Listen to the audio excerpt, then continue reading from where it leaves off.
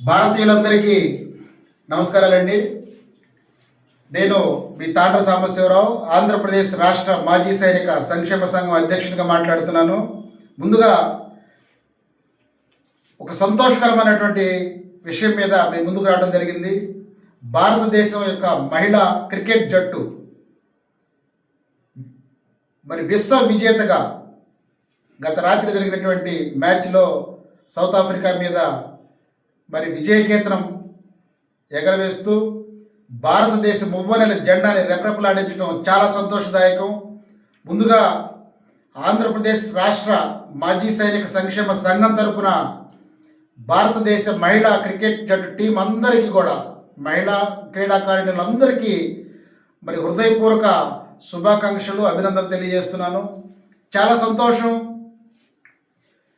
Doctor Babasaheb Ambedkar గారు మరియు జ్యోతిరాబాయి ఫూలే గారు, వారి శ్రీమతి గారు అయినటువంటి సావిత్రిబాయి ఫూలే గారు మరి కన్నటువంటి కళలు సాకారం దిశగా మరి మహిళలు ఎంతో అభివృద్ధి చెందుతూ దృఢంగా మరి తయారవుతూ మరి భారతదేశ ఖ్యాతిని ప్రపంచానికి తెలియజేసే విధంగా మన భారతదేశ మహిళా క్రికెట్ జట్టు విశ్వ విజేతగా ఐసీసీ 2025 వరల్డ్ ఛాంపియన్షిప్లో గెలవటం చాలా సంతోషదాయకం.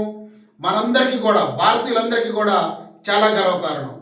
ఏదైతే మహిళా సాధికారత కోసం, మహిళలకు మరి సమాన హక్కులు కల్పించాలని చెప్పి, మహిళలు మరి ముందంజలో ఉండాలని చెప్పి మరి ఆనాడు ఆ పెద్దలు అంబేద్కర్ గారు కానీ మరి పూలే గారు కానీ కలలు కన్నారో, ఆ కళలు నేడు సాకారం అయినాయి అనటానికి ఉదాహరణే మన మహిళా క్రికెట్ జట్టు విశ్వ విజేతగా నిలవటం అని చెప్పి నేను తెలియజేస్తున్నాను.